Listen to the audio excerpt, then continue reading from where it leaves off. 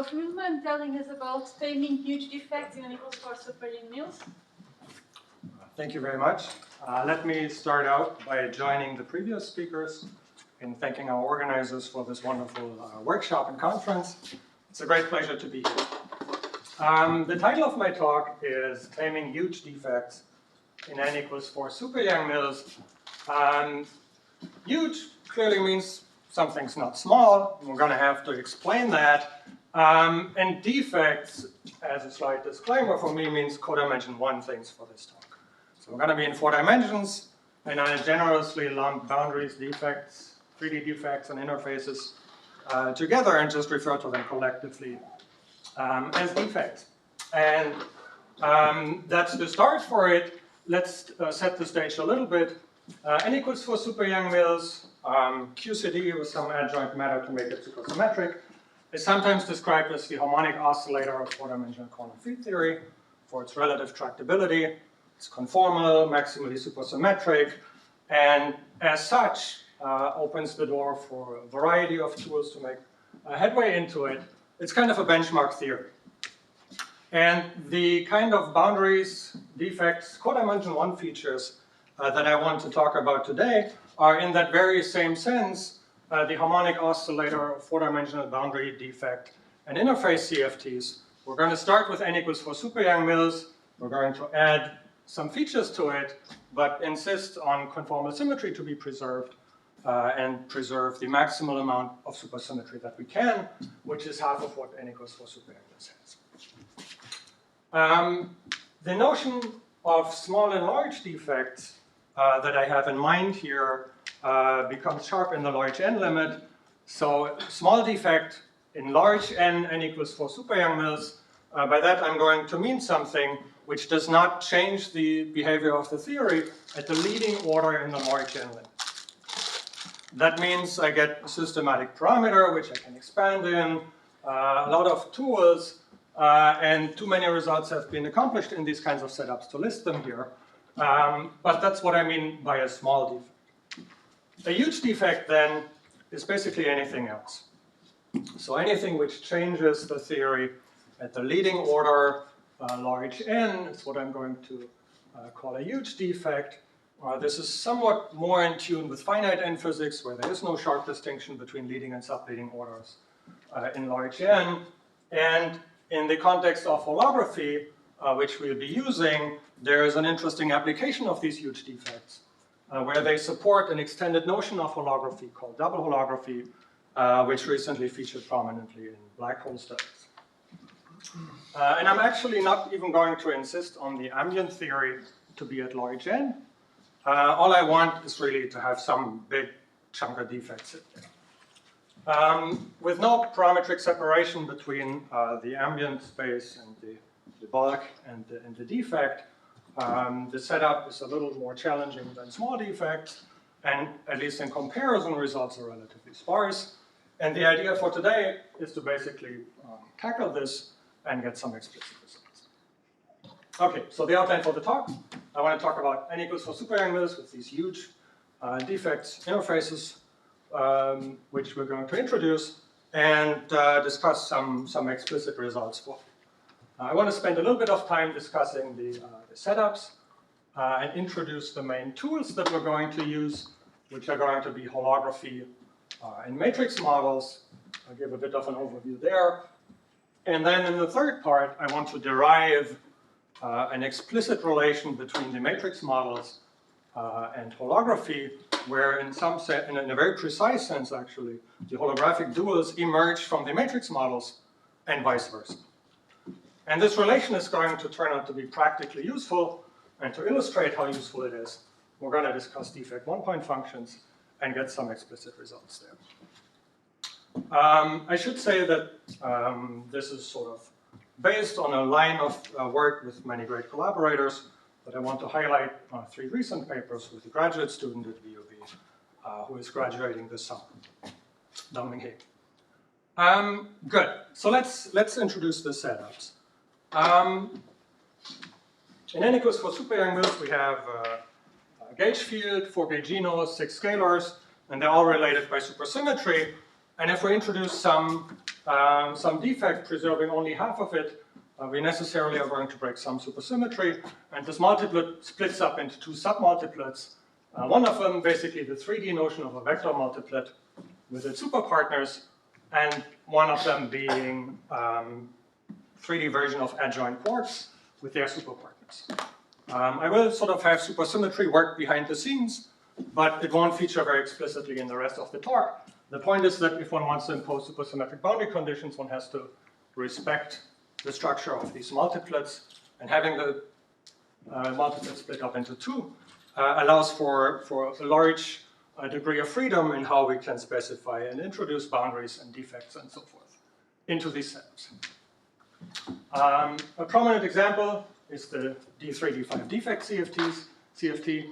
We basically can take n equals 4 super-Young wills, say gauge group UN, and introduce some genuine lower dimensional, three-dimensional quark hypermultiplets, making them charged under the ambient theory by putting them in the fundamental representation.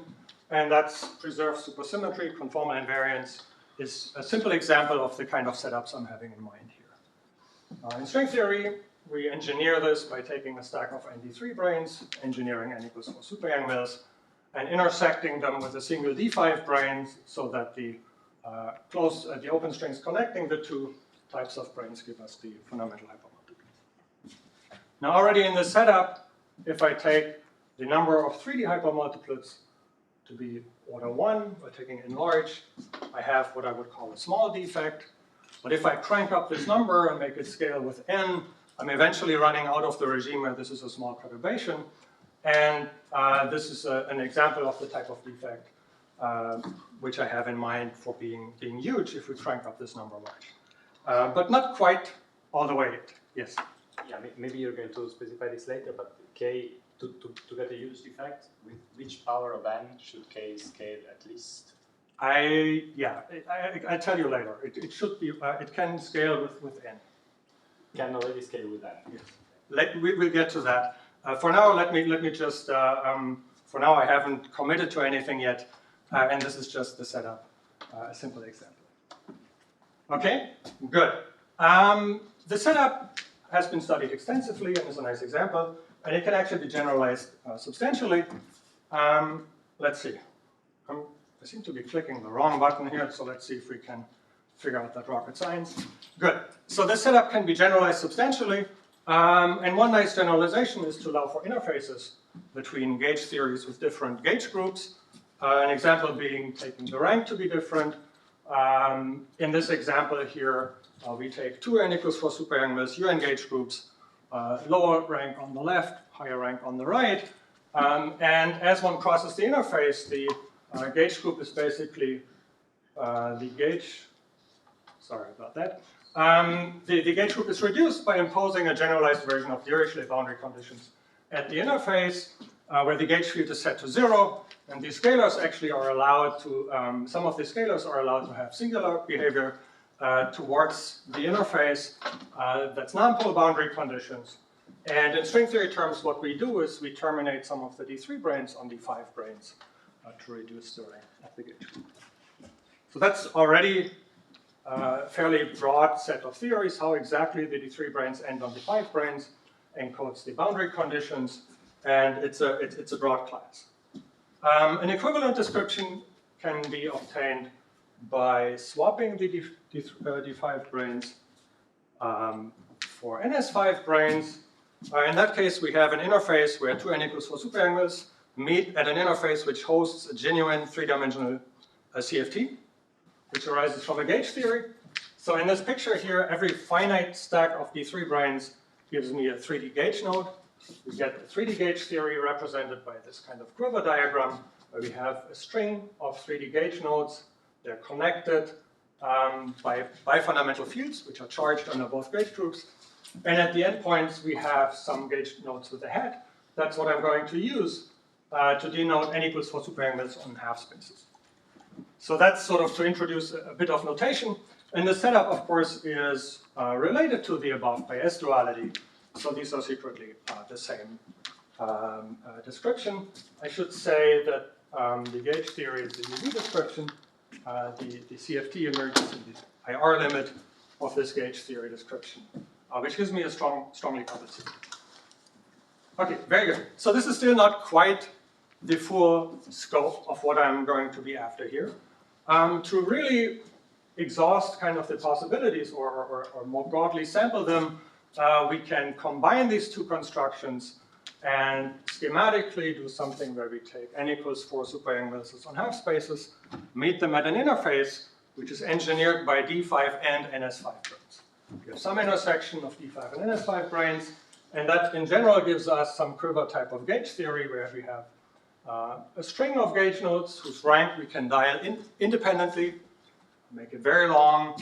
There are mild constraints on having a nice CFT in the IR, but they're fairly mild and leave a broad class of theories to be discussed.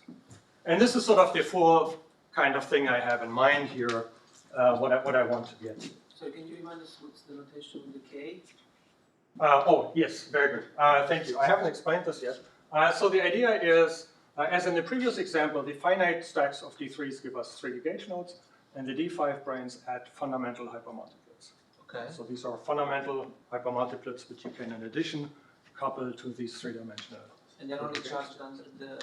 And they're only charged under the gauge group they are attached to. Okay. So in this example, this is sort of a fundamental of this particular gauge node.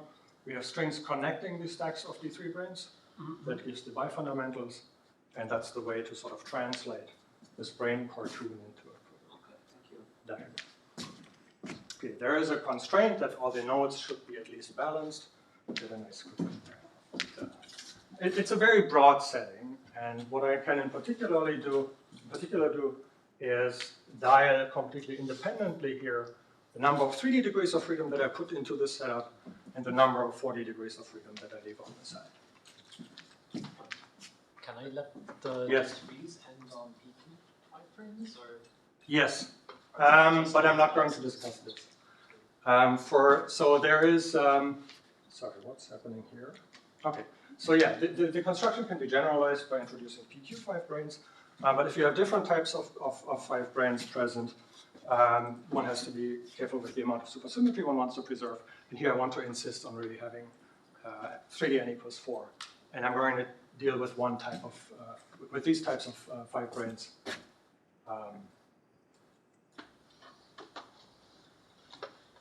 Yeah, I want to deal with D3s ending between the same type of 5 brains. Good.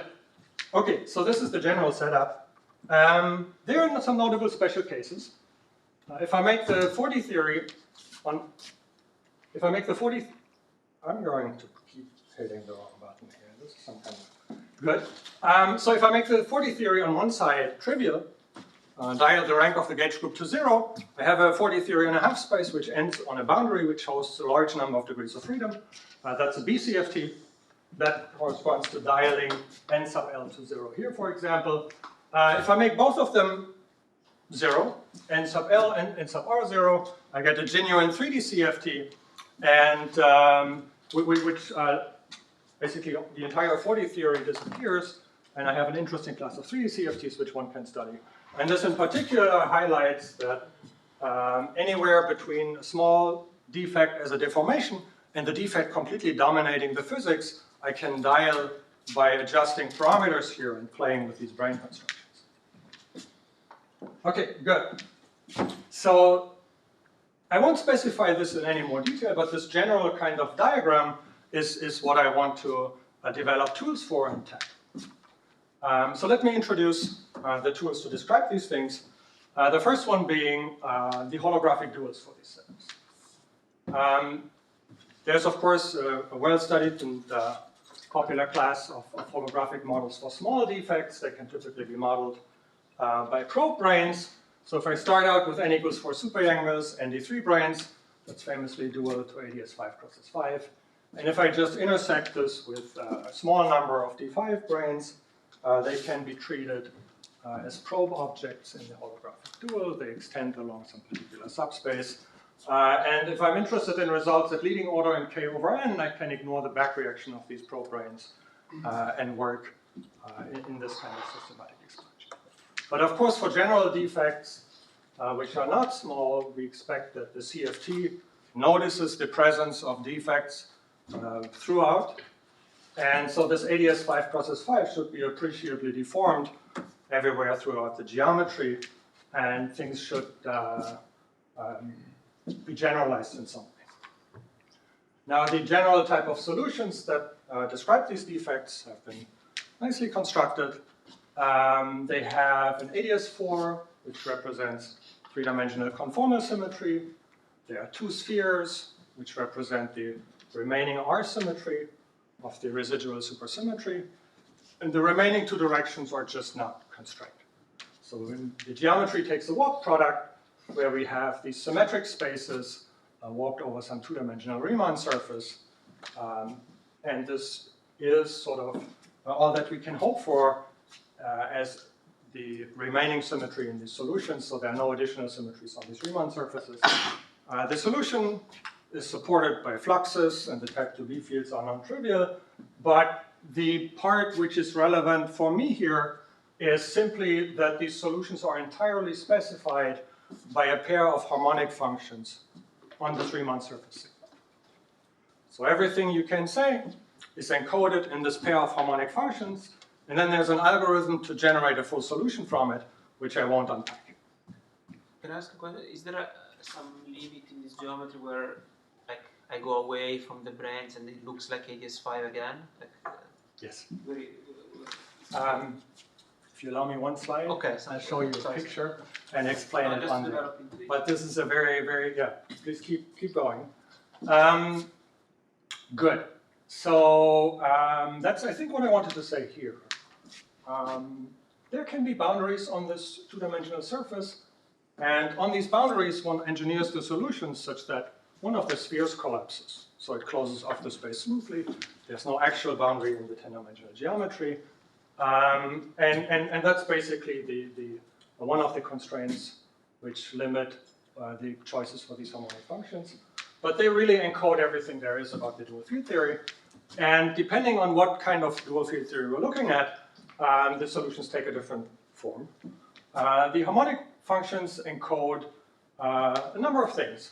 There can be 5 brane sources on the boundaries of the Riemann surface. They represent whatever we did up there in the brane construction, how many 5 branes we took, where we put them, is all constrained or encoded in a distribution of 5 brane sources on the 2 boundaries. And then semi-infinite D3 branes, representing our 4D ambient n equals 4 superangles, basically lead to regions in the geometry where the solutions approach locally ADS5 processes. Roughly speaking, what happens is the ADS4 blows up, and one gets a conformal boundary here, which is ADS4, and that's another word for a half space in a CFT. And so each side giving me half space CFT here corresponds to one of these ADS5 process regions. Okay, for an interface I have 2. For boundary CFT, I have only one asymptotic ADS5 process 5 region. On the other side, the solution closes off smoothly. And if it's a genuine 3D CFT where I have no 40 degrees of freedom, the entire thing just closes off on the boundaries. Okay. And the field theory, everything about it is encoded now in the features on this Riemann surface to these harmonic functions. Is there an interpretation? Why I have this Riemann surface with a boundary, right? So some points of the boundary there are these sources, but what is the meaning of this boundary away from these sources? Like why the bulk geometry is this with a boundary? It's to close it off. It's sort of, you have an S, so there are 2 S2s at every point. Yes. And the boundary is just a point like any other. The space closes off by having the S2s collapse there, so there's no boundary in the 10-dimensional geometries. Okay. It's just a way to engineer this warp product in the same way that like an S2 is an S1 fibered over an interval closing off at the end. So there's really nothing particular about these boundary points. Okay. Any other? Good. Okay, so that's basically the holographic duals at the level that I want to use them here. And as an aside, while we're at holographic duals, I want to explain a little bit what the idea is behind double holography. A nice game that one can play with these kinds of theories and which motivates, in a good part, the study of these huge defects. So what's the idea of double holography? The idea is to apply ADS-CFT to boundary CFTs in two different ways.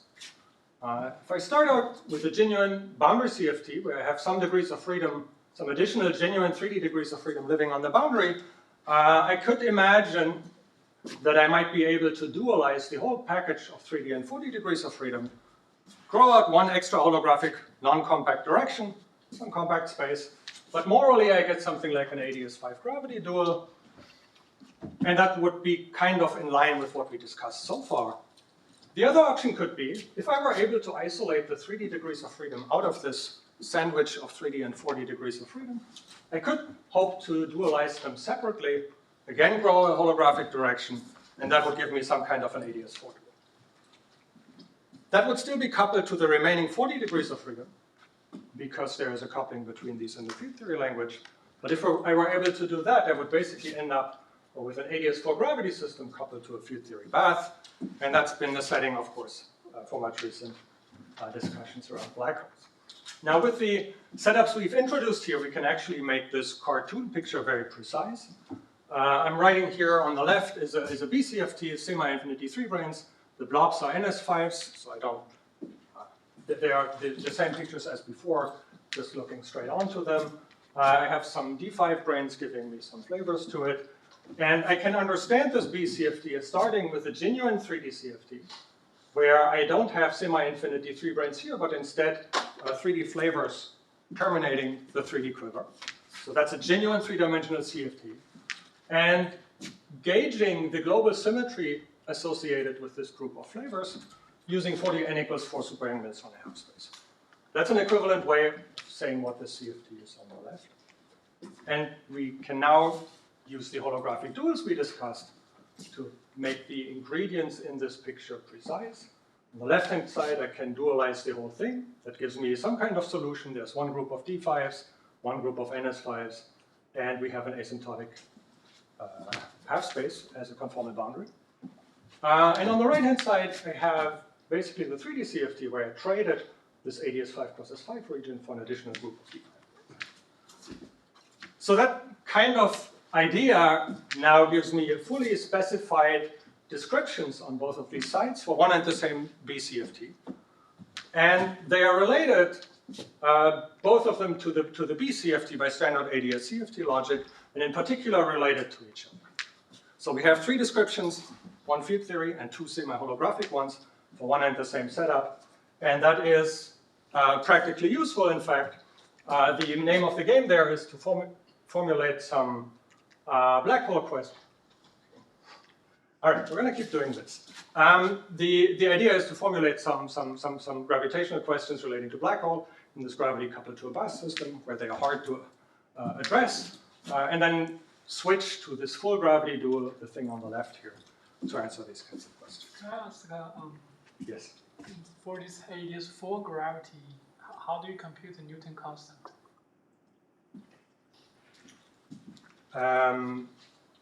Would you mind, what are you having in mind here? What is the issue? No, I just wondering, how do you obtain a Newton constant?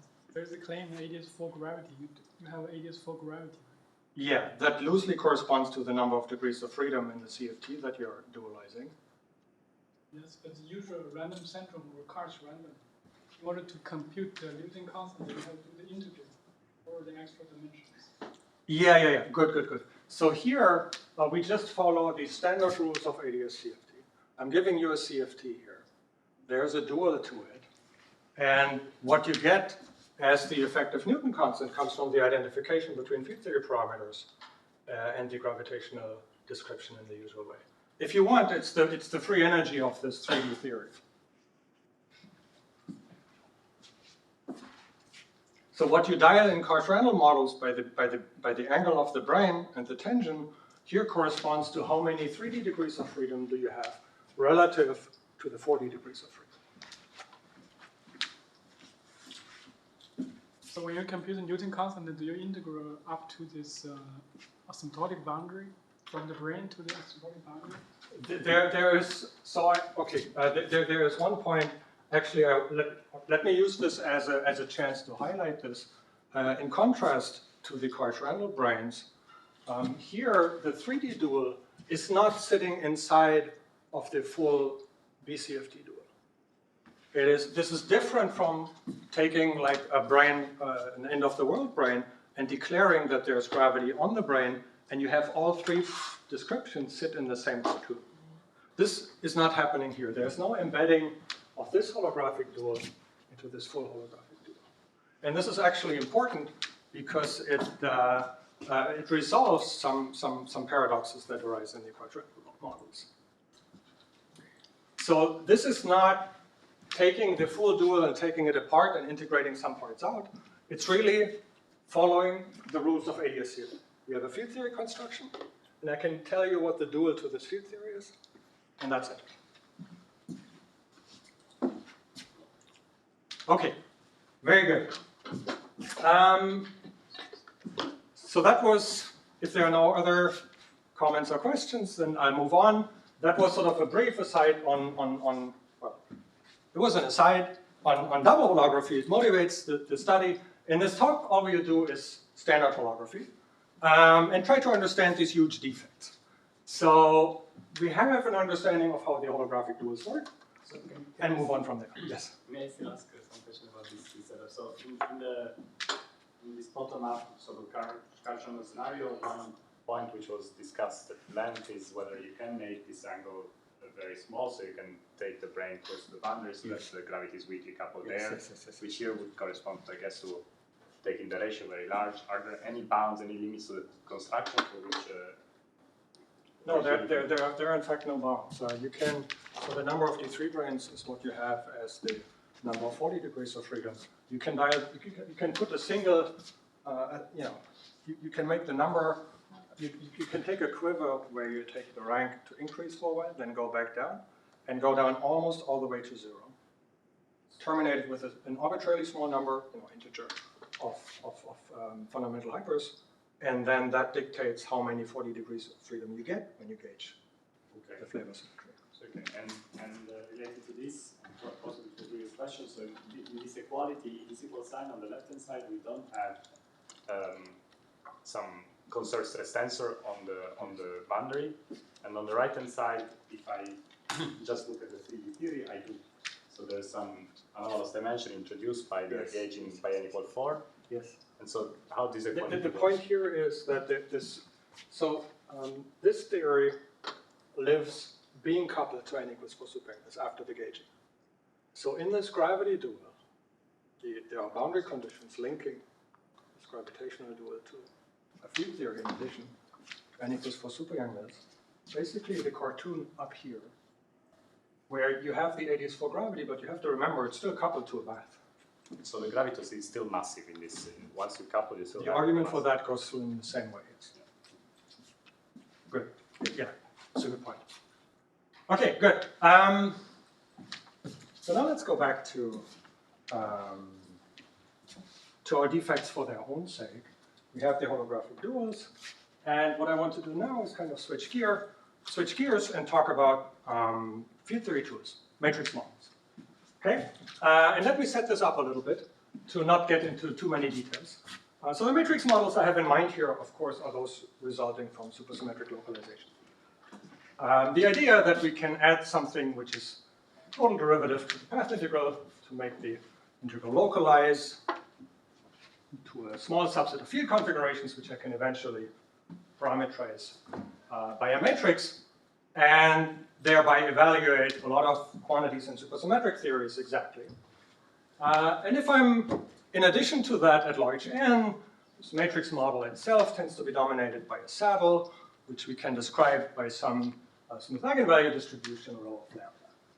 That is sort of the standard technology, and I can in that language say that small defects are things which are just perturbative additions to this matrix model. They don't destroy the saddle at leading order in large n. So I can take them into account. Whereas huge defects are things which really take over and change the saddle point dominating the matrix model at leading order. And in particular, for the kind of huge defects which we've been talking about, and we have many D5 and NS5 branes, we have a large number of 3D gauge groups.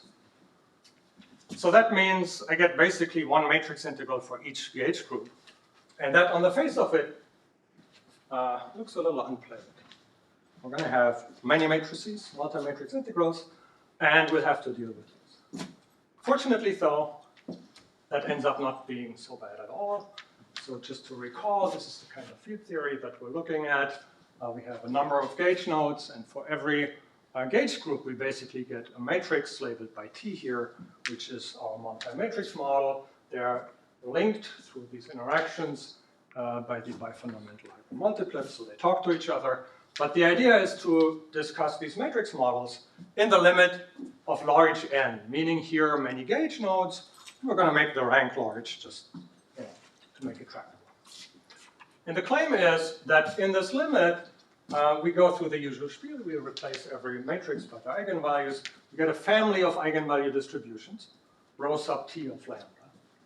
And the nice thing about it is the saddle point equations now are going to link all these different eigenvalue distributions to each other. But it so happens that they collectively behave as an electrostatics potential. They're linked, but they're linked in very precise ways. If I essentially take this index t, which labels the gauge node, as a continuous parameter little z, I get a function of two variables, and that's an electrostatics potential. That happens to be an electrostatics potential. So this entire gauge theory translates to electrostatics potential in a cavity, where I have some feature depending on what's going on in the quiver. If I have unbalanced nodes, they correspond to some conducting plates. If I have fundamental fields, they correspond to point charges. And what n equals 4 super-Yang-Mills does is it enters the boundary conditions at the end of this cavity.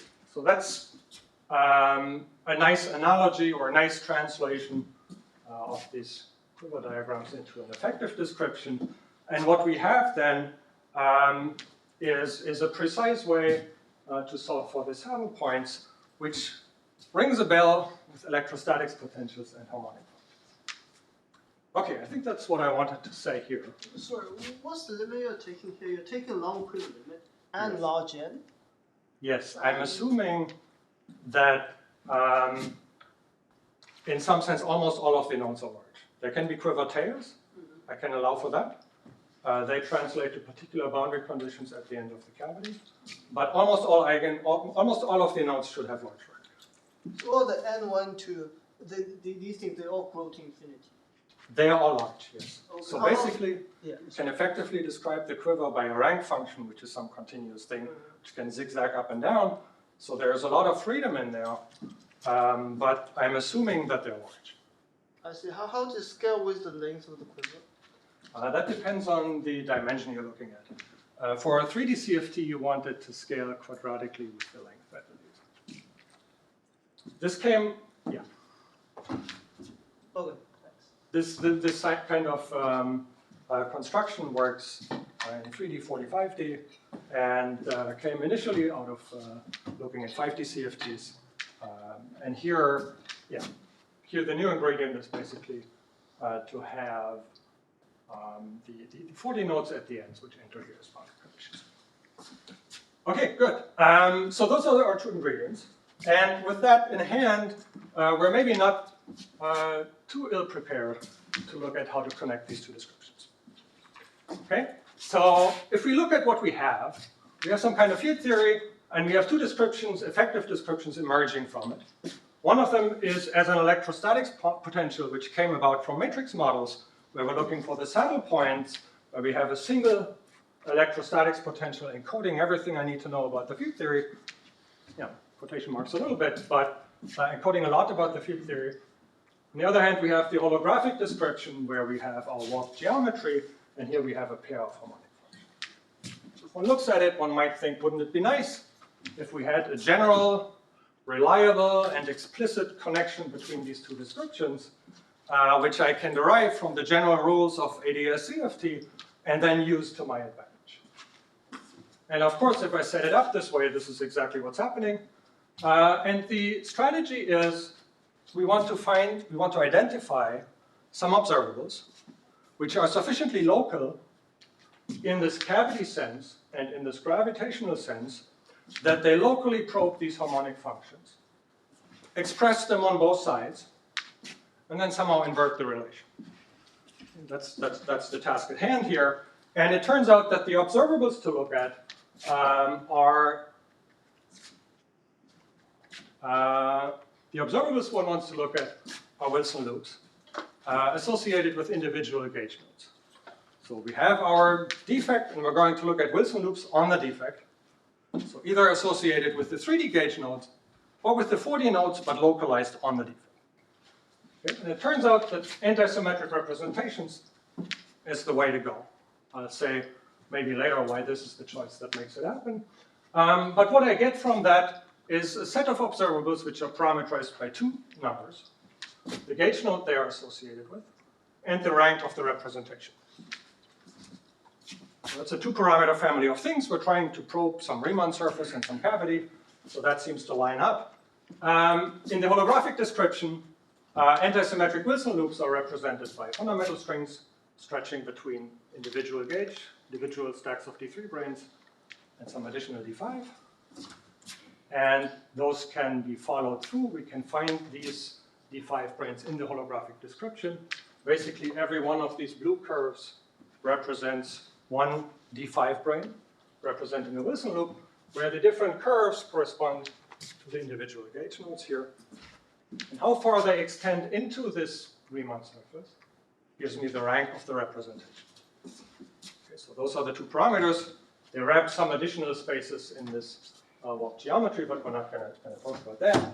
Once I have these D5 branes, I can express the Wilson loop as simply the action of these D5 branes. Carry additional fluxes on them, parameterized by these two physical parameters, gauge node and representation, and that. In the matrix model, the Wilson loops correspond to a particular insertion into the matrix model, which essentially probes the k largest eigenvalues for a given gauge node. So that's a very direct way to reconstruct the eigenvalue distributions from the Wilson loops, and the name of the game then is to evaluate these, equate them, and see if one can solve this. Now, somewhat remarkably, the explicit relation that you can get from this is actually very, very simple. What you get is essentially that on the right-hand side in the gravity description, we have these two harmonic functions, and one of them, the holomorphic part, gives you a coordinate transformation from the gravity Riemann surface onto the cavity. And then the other one gives you the actual eigenvalue density. The squiggles here just mean that I suppressed 2 and pi and alpha prime is all 1. But there's nothing else hiding in these squiggles. It's a very simple relation. Good. So once you have the matrix model solved, you immediately get the gravity dual, or vice versa. Once I have the gravity dual, I immediately get the solution that dominates the matrix model.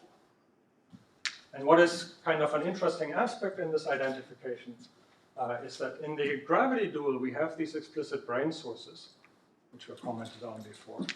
And strictly speaking, at those brane sources, the supergravity approximation breaks down. That's a regime where you need to actually do string theory. And the matrix model knows about it. The eigenvalue distributions do not have compact support, like the Wigner semicircle or something like that, but they have exponential tails. Basically, the largest and the smallest eigenvalues, they want to run off a little faster than the rest. And that produces exponential tails. And they precisely correspond to these brane sources. It means that in both descriptions, one needs to be a little careful when evaluating observables which specifically test the region near the brane sources or the largest or smallest eigenvalues. Yes? So the wiggly line means what? So it's not an equality, presumably, but... It means it's an equality in which I assume that 2 and pi is 1. Okay. So I just drop overall Equality. factors. It's literally, one can debate which one is the better way to present it, but it's an equality up to overall factors, which are fixed. Okay, good. Right. so in both descriptions, it's clear that there are certain observables which one needs to be a little careful about. But if they are sufficiently inclusive, if they are sort of testing the geometry not exclusively at the 5 brain sources, but sufficiently far away from it too, then they are fine, easier to do. And that was the reason for taking anti-symmetric Wilson loops. The coordinate T was simply It's simply the label along the quiver. told you where you were on the linear thing. Yes, it's this And kind this of is, thing. you say exactly the harmonic function. This is, if you combine it, not quite. I'm forming a complex coordinate out of the eigenvalue and the gauge node label. So, yeah. You could have kind of seen this here. I mean, this in some sense are field theory coordinates on the Riemann surface, where each loop corresponds to one of these blue curves. Good, good, good. So that's the way the identification works. And what is nice about it is that this is a derived relation. So it's not just observed, it's really derived. We can, if we know one side, we just can translate what we know immediately to the other side. Okay, so that was that part. And what I want to, I'll give you an example just to make it clean. So we're going to look at BCFTs, the kind of thing I used for the double holography cartoon, where we assume an arbitrary balanced quiver on the left-hand side. So I'm not fixing what the ranks are, I'm not fixing what the flavor numbers are, I'm just saying it's balanced. And then I can write down a general formula for what the eigenvalue distribution is. You see here the number of fundamentals show up, where they are is the Z sub t. And then we have a special function, which is a generalized Lambert function, defined by this not so bad looking, implicitly through this not so bad looking transcendental equation. And this immediately gives us sort of the master field to get all sorts of observables in this type of BCFT, where I'm allowing a huge number of degrees of freedom to sit on the boundary. It gives me immediately sort of this sort of expression was derived from the supergravity duals actually because that's easier. It's convenient the way the D5s and NS5s encode the field theory there, but then it can be verified once you have it independently in the field theory. And so it really works, it really solves the saddle point equations. And what I get from that by validating it independently is immediately like precision tests of these dualities. By construction, all the Wilson loop expectation values that I used to identify the two sides agree if I can show that the saddle points and the harmonic functions are in fact related as I claim. And as an example, here's an expression for the Wilson loops associated with a quiver where I have no flavors, only increasing gauge nodes in steps of k. I don't want to belabor this too much. One can debate what reasonable beauty standards are, but there are dialogues, and it's not completely trivial that this kind of thing would match on the nose, and it immediately gives us precision tests of these dualities. So this is sort of to illustrate what one can do with this kind of identification. So for sure you said it, but I missed it. So here you are at leading order Largan, and what about what order in the coupling? Expectation value? Yeah. So here we're assuming that the ambient theory is in the top limit. Yes, but yeah, okay. And you get an optimal function of lambda, I guess. Or yes, that's encoded. Yeah, that's sitting up front. okay. So And L really encodes also. So I have this.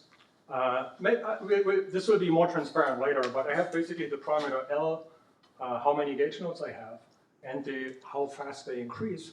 In this particular quiver fixes the rank of the 40 node, of the 40 theory, because I'm not allowing for any fundamentals here. And so really this L and little k combined are N, and then G squared is the coupling. Yes? The matrix model you're using, it comes from some localization calculation? Yes. It's like a sphere with some defect on it, or is Yes, yes, I should have said this. The matrix model, it's on the hemisphere. So we have Wilson loops along the equator of the hemisphere. They're on the defect, on the boundary. And that's what we're calculating. I see. So there's a folding trick that puts both n equals, or you just have. We just have one. So in this case, I'm using a BCFT. There are no semi-infinity 3's poking out here. So it's a BCFT. It just ends at the equator of the sphere, and that is the setting we're looking at.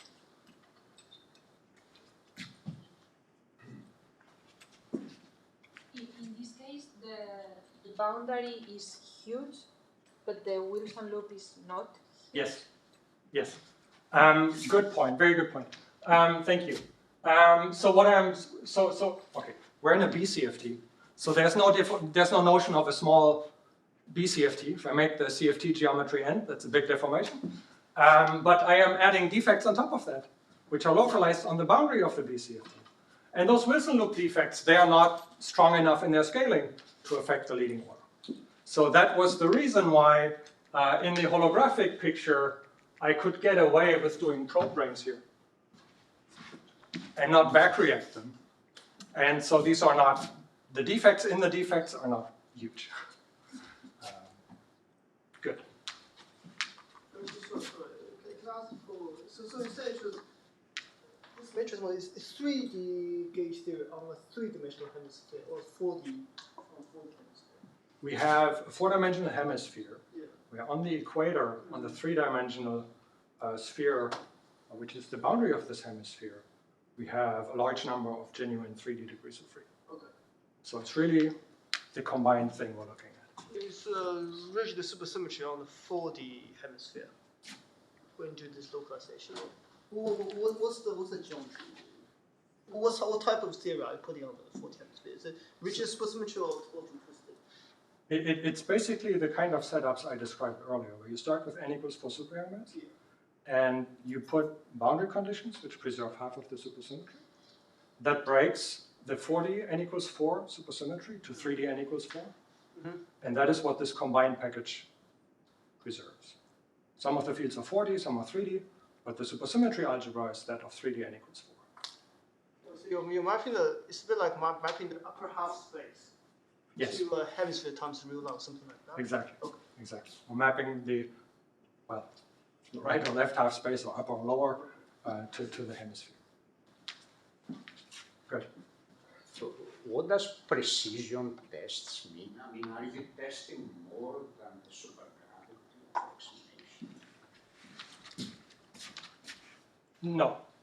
No. If that was the impression I gave, that was not intended.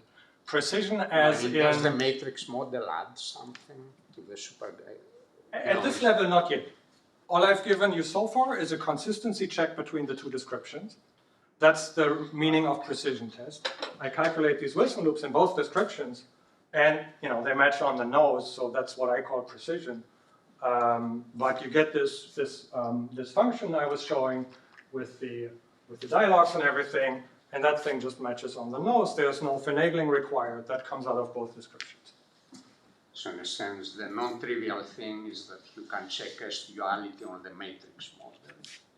I haven't talked about S-duality yet, but there...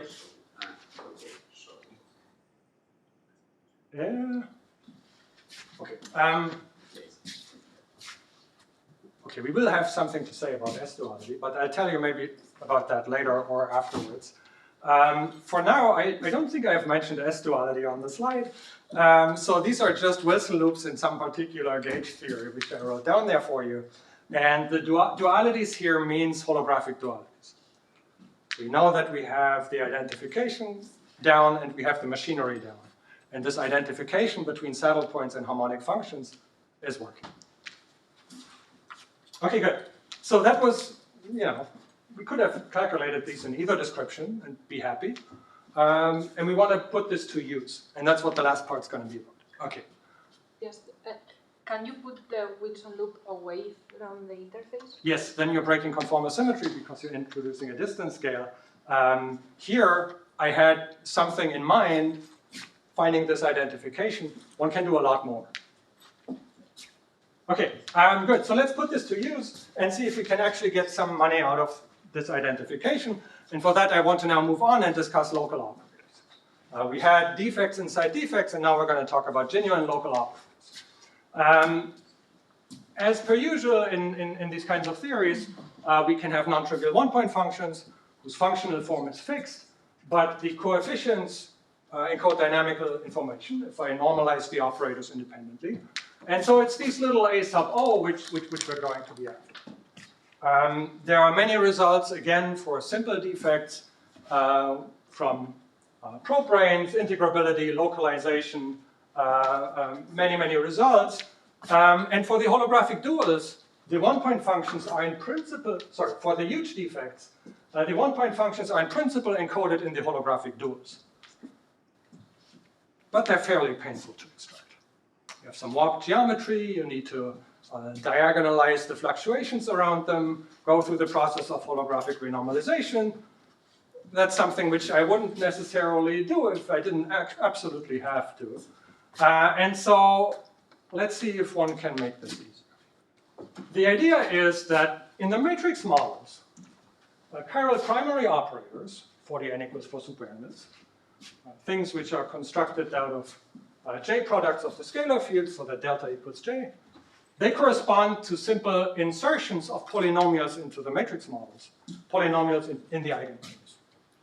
That sounds much more pleasant to me than going through this machinery I alluded to before, and basically is the way we want to go. There's a subtlety here, we're on the hemisphere, and operators with different J are going to mix. They are mixed by the conformal map from flat space to the sphere, and this has to be disentangled, but thanks to work that people bravely did before us, that's not something we need to invent from scratch. It turns out to be subtle. There's some role to be played by multitrace operators, which is new compared to standard n equals 4 superelements. But morally speaking, if we're interested in operators away from the defect, this mixing can be taken from standard n equals 4 superelements results. So that's what makes it nice and friendly. And the strategy then is to just find the saddle points from the holographic duals, and then switch sides and really do the calculations in the matrix. So that's something which I would not have been easily able to do before. And that's how we're going to roll here. I'm not going to go through the calculations, but I want to show, for one example, what kind of thing we're getting here. So we're going to revisit this D3, D5 defect, the thing where we add fundamental hypermultiplets. I'm going to call this NF now. In that case, there are early results in the Toft limit with quenched flavors. The one-point functions have a simple expressions. We get a 1 over j squared in here. That's something you can calculate. And we can now just get this for fully back-reacted 3D hypermultiplets here, following this recipe I sort of detailed. And what happens is, okay, things aren't quite as pretty anymore. There are some generalized hypergeometric functions showing up. The number of flavors enters in this ratio into this combination D, which then appears as argument in these hypergeometric functions. Okay, that's a way to expand those results. The one-point functions are only non-trivial when J is even. And in that case, these hypergeometrics reduce to polynomials in D squared. So it's really not so bad. And in the limit where I take this combination to be small and expand in it, I can recover what was found before in the problem. And the regime we're looking at here is where this combination is order 1. So that tells you what the scaling is. And F can be order n, but we want this combination to be order 1. This is exact in lambda being order Lagrangian. This is, we're assuming that it's not, the claim is that this is the Toft limit for the ambient theory, NF being large. But it's a very complicated function of square root lambda, right? Lambda is a Toft coupling. Yes. So this, okay, one can unpack this. You get the square root lambda in this part, and that appears out front here too if you actually spell this out. And then this curly NF really encodes the number of 5 branes. You should think of this quantity as encoding the number of D5s and not the coupling. Okay, so you're keeping this fixed as well in the Toft limit. Okay. Good. Okay, so we can then go on. and I'm not going to give you the expressions, but we can look at these interfaces where we have different rank gauge theories on both sides. That had a description when these guys are NS5 branes, we have a string of gauge nodes in between, a string of 3D gauge nodes. If these are D5 branes, we get partial non-pole boundary conditions.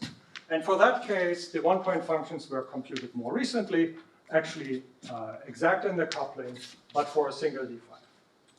And we can now take this and generalize it to like huge defects where we have many D5 branes and get very similar results to what was on the previous slide, generalized hypergeometric functions.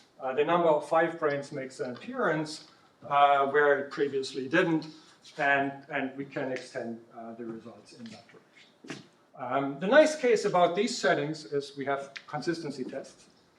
We can check that in the probe limit, in the limit of a small defect, we recover previous results, but ultimately, of course, the idea was to go for these BCFTs underlying double holography, and there, in the same way, we can now get explicit results for this particular BCFT, which again, I don't want to belabor the expressions in much detail, and I can tell you afterwards some things about S-duality in this theory.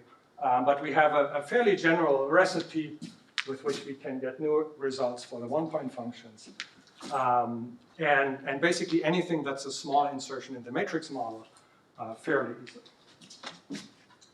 Okay, I have, it says 3 minutes, but I want to leave a little bit for questions. So I won't discuss two-point functions unless you make me. And just summarize and say, okay, there's some fun to be had with these huge defects. They're not opaque, one can compute things for them. They underlie this interesting notion of double holography, where we can formulate a dictionary from basically first principles and connect the descriptions. But in the endeavor of understanding the involved theories a little better, we have a few more bits and pieces to put meat on this kind of discussion. Okay, thank you.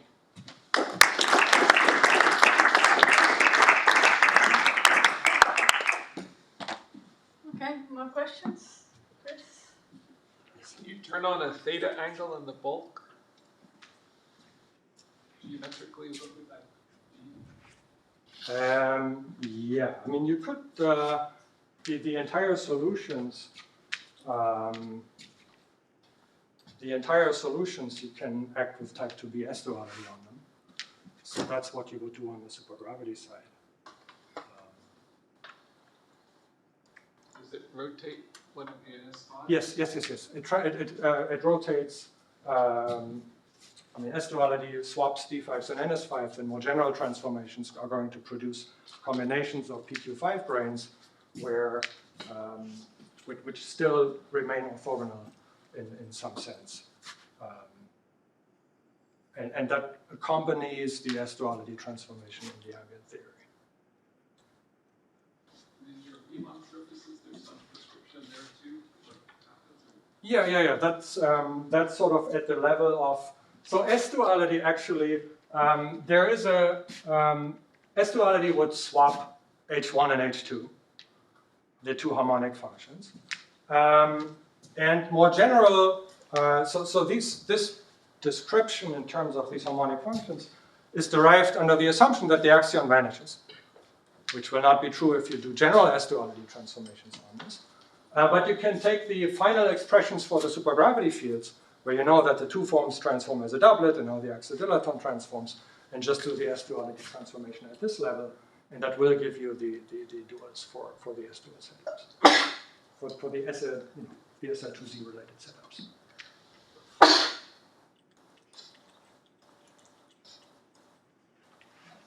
Maybe I missed it. So how do it end the world brane?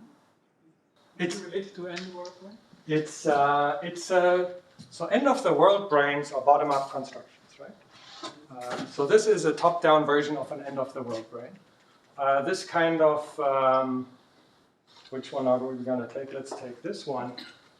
So an end of the world brane, basically you start with ADS5, you introduce a sharp surface where you say, let's just end the geometry there.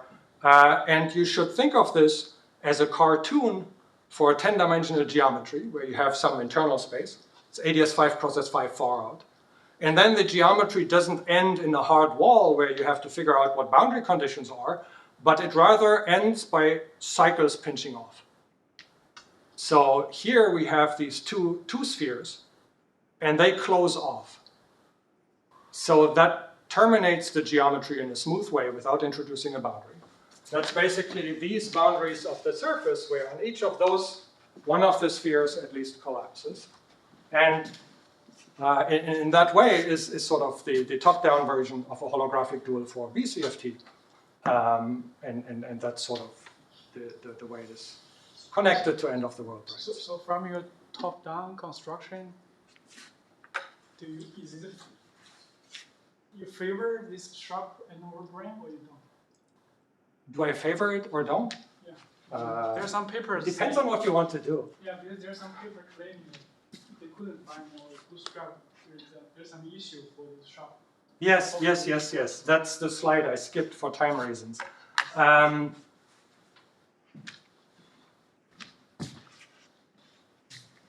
So I can tell you afterwards about this, maybe, or let's see. So there are some special features in these holographic duals, and some large n singularities and two-point functions, which you get. And we actually wrote a paper where, so maybe that's what I would say. There are, in these holographic duals for BCFTs, there are singularities of the light cone, which you didn't expect from the BCFT side. They have to do with geodesics, which you can shoot into the bulk dual. When they reach the end here, morally, something like the end of the world brain, not quite, but something like that. They sort of zip around the S2 and come back out. And these are expected to be an artifact of being in the large n limit. That was the suggestion in the paper that you're alluding to. And basically, very recently, we just showed that this is indeed an artifact of the large n limit. If you do not supergravity, but string theory on this background and calculate correlation functions, you actually can derive an upper bound, and the correlation functions are finite. So that is the connection to the paper you mentioned.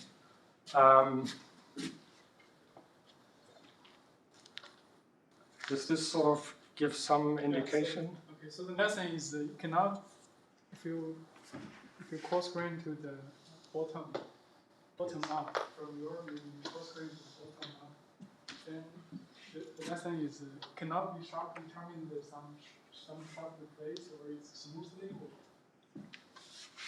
Yeah, so that's one of the lessons.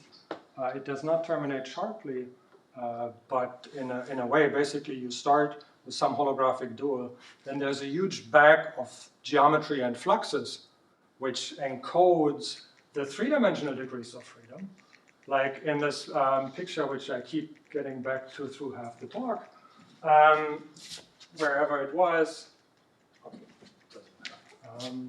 This kind of picture, you start with some asymptotically ADS5 process 5. Then you run into a bag of geometry and fluxes which encode the 3D degrees of freedom, and that is closed in itself.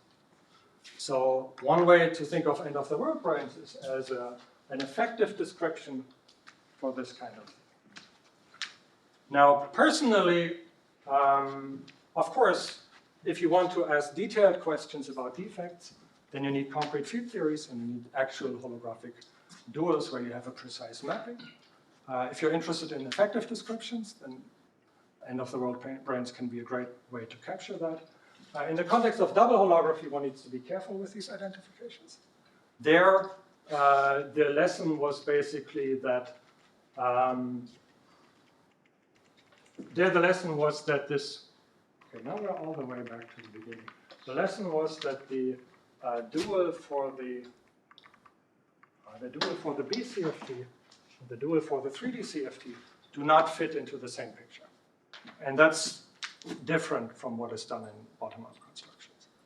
And that leads, that resolves actual issues there. So that's a qualitative difference between the two. One last question. And you Can you prove S-duality in the matrix model? I'm not sure. The matrix model is tied to a particular gauge theory description here. So for example, for the BCFT, if Yeah, but you can write down the two yes. dual descriptions.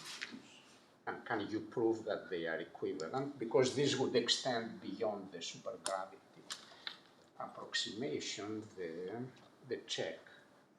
But I didn't understand if you can do this. I haven't tried is the short answer. So I don't have anything sharp to say about that. That would be worth trying.